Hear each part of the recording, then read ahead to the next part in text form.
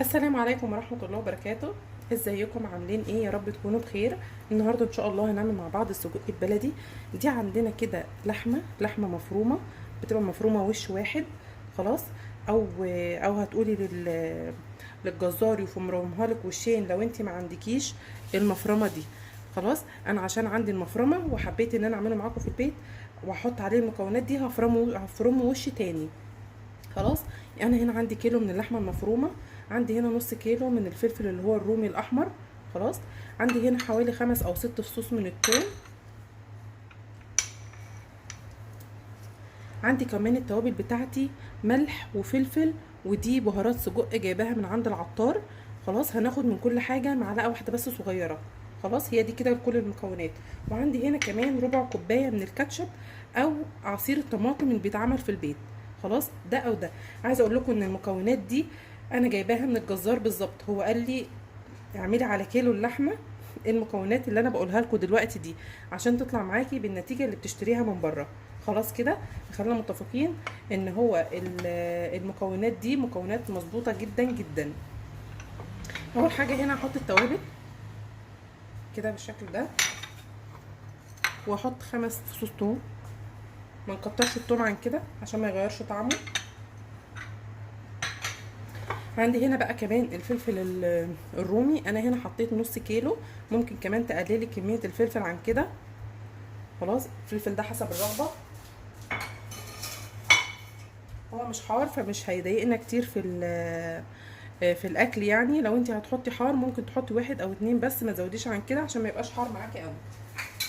خلاص. هقلب بقى كل المكونات دي مع بعض.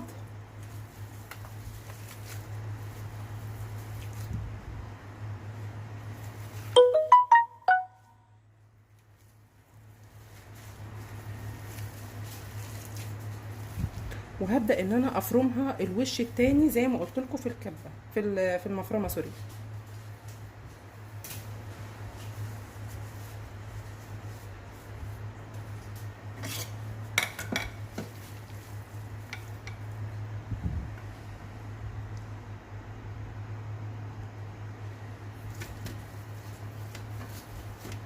طبعا هي التوابل ما اتقلبتش كويس قوي، بس هي لما تتفرم مع بعضها هتتقلب كويس.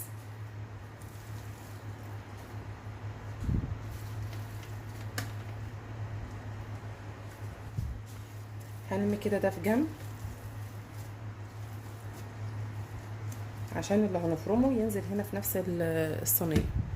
خلاص. انا هنا بقى كتمت الصوت عشان ما اعملكوش ازعاج بصوت المفرمه.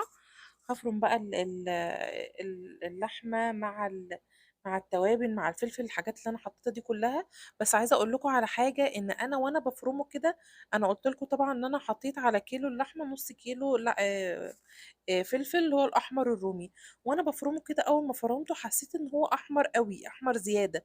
يعني معنى كده ان الفلفل كتير، مع ان هي دي المقادير اللي الجزار قايل لي عليها، وانا مشيت عليها بالظبط. المهم انا لما لقيت الفلفل حسيته كتير، شلت شويه من الفلفل واكتفيت بالشويه اللي هم فيه دلوقتي ده. هوريكم شويه اللي انا شلتهم. يعني انا يعتبر دلوقتي حطيت على كيلو اللحمه نقول مثلا ربع كيلو من الفلفل الرومي. خلاص كده. هوريكم الكميه اللي انا شلتها دلوقتي بعد ما اخلص عجن اللحمه. انا هنا بعد ما فرمتها اول وش، بعجنها كده مع بعضها عشان اتاكد ان كله اتجمع مع بعضه، يعني الفلفل والتوابل وكده. وبعدين لقيت ان الفلفل اللي انا حطيته مش مفروم قوي، ممكن كان عايز يتفرم اكتر من كده. انا هنا بقول لكم ان الفلفل حسيته زياده، المقدار اللي هو قايله لي ده حسيت فيه الفلفل زياده، وكده شلت منه شويه. ممكن هم يكونوا فعلا بيحطوا الكميه دي من باب ان هم طبعا الجزارين بيحبوا يكتروا الكميه، وبيحطوا حاجات تانية الله اعلم برضو عشان يكسبوا اكتر وكده. بس طبعا من ان احنا هنعمله في البيت فمش مش لازم ان احنا نكتر قوي ونحط حاجات ممكن ملهاش لازمه او كده.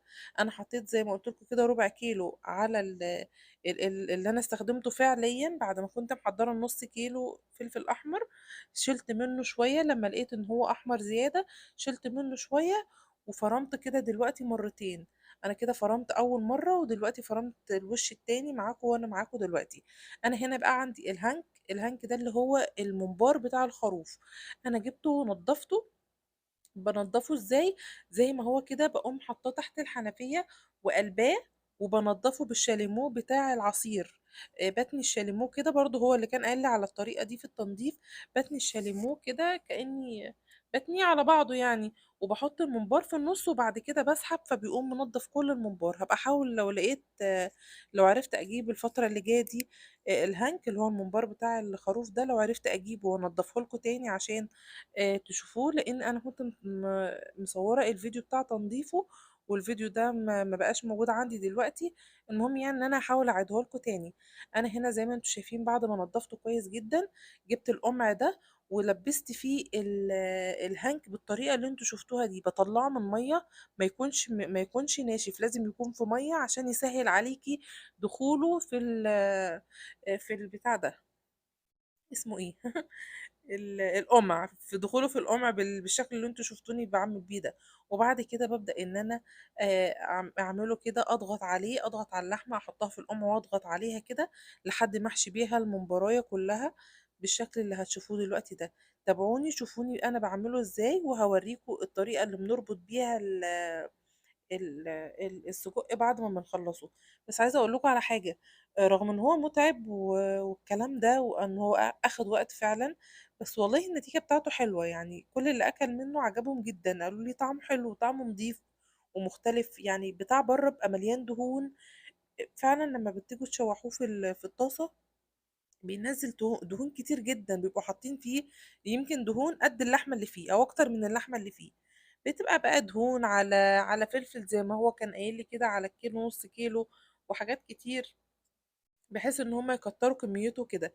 انما اللي بيتعمل في البيت بصراحة انضف، متعب مكلف، لانك انت حاطه لحمه صافي، بس في النتيجة انت بتاكلي حاجة نظيفة. خلاص. فخلينا متفقين على الايجابيات والسلبيات. ايجابياته ان هو طبعا نظيف، سلبياته الوقت اللي اخده والمجهود والكلام ده كله، بس في الاخر النتيجة برضو كانت حلوة. المهم بقى زي ما انتم شايفين كده، انا جبت القمع ولبست فيه الهانك وبدأت ان انا احشي فيه بالشكل ده كده. انا بصراحه كنت عامله حسابي ان انا هعمله بالمفرمه. في جزء كده في المفرمه عامل زي القمع كده شويه، انا كنت فاكره ان انا هعمله بيه.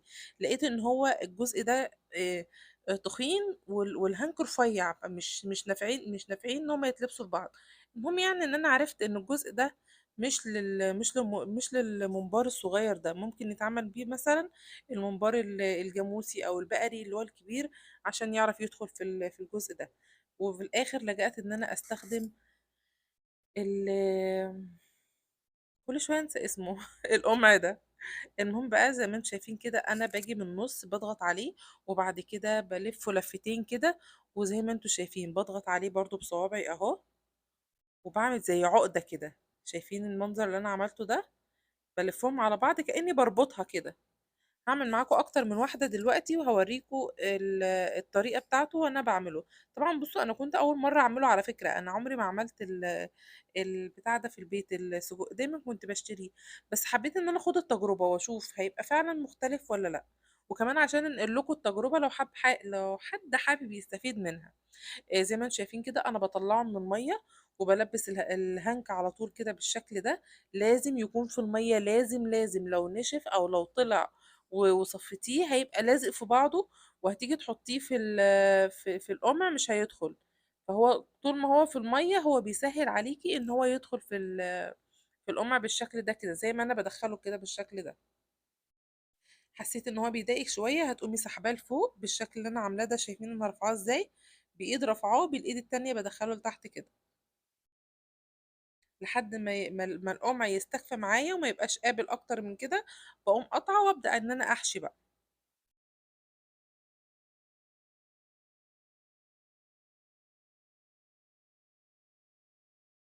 بالشكل ده كده. خلاص بعد ما دخلت الهنك كويس زي ما انتوا شايفين كده، هاخد بقى اللحمة المفرومة وبنفس الطريقة هنبدأ نضغط عليها. وانتي بتضغطي من فوق هتلاقيه هو منه لنفسه بيزق الهنك وبيفرده معاه بالشكل ده. شايفين انا ما بحركش الممبار من تحت ولا حاجة، هو من نفسه لما بضغط من فوق بيسحب لوحده لحد تحت بالشكل ده اهو، شايفين؟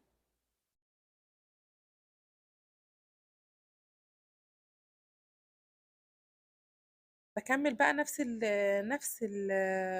نفس الخطوات مع باقي الهانك لحد ما اخلص اللحمة كلها، وبعدين هوريكم النتيجة في الاخر وهوريكم انا بربطه ازاي.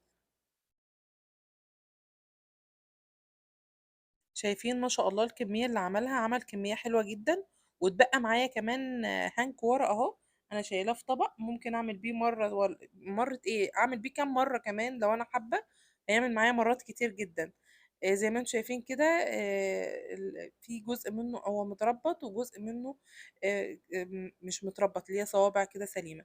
هنا انا سبت لكم كام واحدة طوال كده بالشكل ده عشان اوريكم انا بقسمه ازاي وتعرفوا تقسموه زي بالظبط اهو. شايفين؟ طويلة جدا، حاولت اطولها على قد ما اقدر.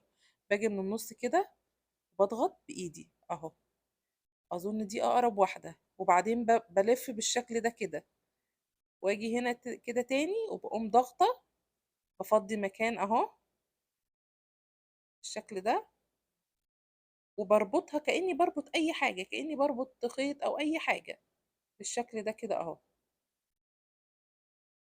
بعد ما بلف كده بقوم رابطة اهو. شايفين ربطته ازاي؟ سهل جدا جدا، ربطته سهلة جدا ما فيهاش اي تعقيد. باجي تاني اقوم ضغطة، بحاول ان انا اعمله صوابع كلها متساوية بالشكل ده كده، وبقوم رابطة بالشكل ده. شايفين الجمال؟ شكله جميل جدا. زي ما قلت لكم ممكن تحطوا زي ما هو قال لي على الكيلو اللحمة نص كيلو الفلفل، ممكن تستكفوا بربع كيلو زي ما انا عملت وشلت الشوية اللي باقيين. التوابل بتاعته ملح وفلفل اسود وبهارات سجق من عند العطار، من كل حاجة معلقة صغيرة على الكيلو اللحمة، وكمان 5 فصوص توم وبس كده. ده كده السجق اللي بيجي من عند الجزار.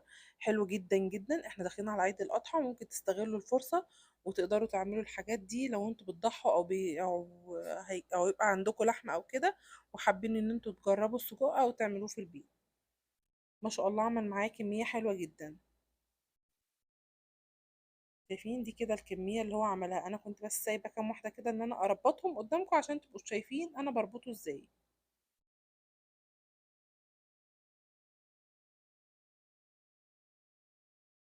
بالشكل ده كده. اتمنى ان شاء الله ان انتوا تجربوا الفيديو، ولو استفدتوا منه او شايفين ان هو نفعكم في حاجة، يا ريت تعملوا له لايك وشير وتشتركوا في القناة وتفعلوا الجرس. السلام عليكم.